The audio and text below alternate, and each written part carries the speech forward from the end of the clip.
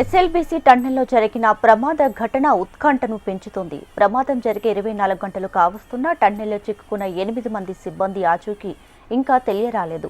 శిథిలాల్లో చిక్కుకున్న సిబ్బందిని ప్రాణాలతో కాపాడేందుకు సహాయక చర్యలు ఇంకా కొనసాగుతూనే ఉన్నాయి. రాష్ట్ర మంత్రులు ఉత్తమ్ కుమార్ రెడ్డి, జూపల్లి కృష్ణారావు సహాయక చర్యలను దగ్గరుండి మరీ పర్యవేక్షిస్తున్నారు. రెస్క్యూ బృందంతో ఎప్పటికప్పుడు సమీక్షిస్తూ వస్తున్నారు.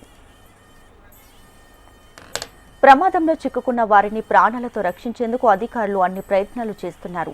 సిబ్బంది క్షేమంపై ఆశలు సన్నగిల్లుతున్నాయి.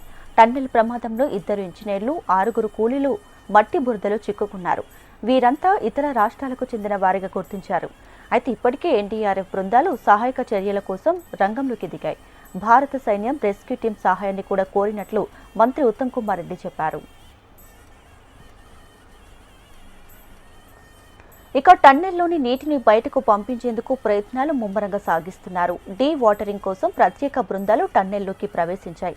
12 కిలోమీటర్ల తర్వాత బురద నీరు అధికంగా ఉండటంతో ఎన్డీఆర్ఎఫ్ బృందం వెనుతిరిగింది. విద్యుత్ పునరుద్ధరణ, ఆక్సిజన్ పైప్ల ఏర్పాటు, నీటి తొలగింపు కోసం ఇంజనీర్లు చర్యలు తీసుకుంటున్నారు. ఇక టన్నెల్ బోరింగ్ మిషన్తో సహాయక చర్యలు ప్రారంభించారు. అధికార బృందాలు శ్రమిస్తున్నా ఇప్పటికీ లోపల చిక్కుకున్న సిబ్బంది గురించి స్పష్టమైన సమాచారం లేదు. రెస్క్యూ టీంల ప్రయత్నాలు వేగంగా సాగుతున్నాయి. ప్రభుత్వం విపత్తు నిర్వహణ విభాగం, రక్షణ బృందాలు సమన్వయంతో సహాయక చర్యలు చేపడుతున్నాయి. త్వరలో టన్నెల్లో చిక్కుకున్న వారిని సురక్షితంగా బయటకు తీసుకురావాలంటూ అందరూ ఆకాంక్షిస్తున్నారు.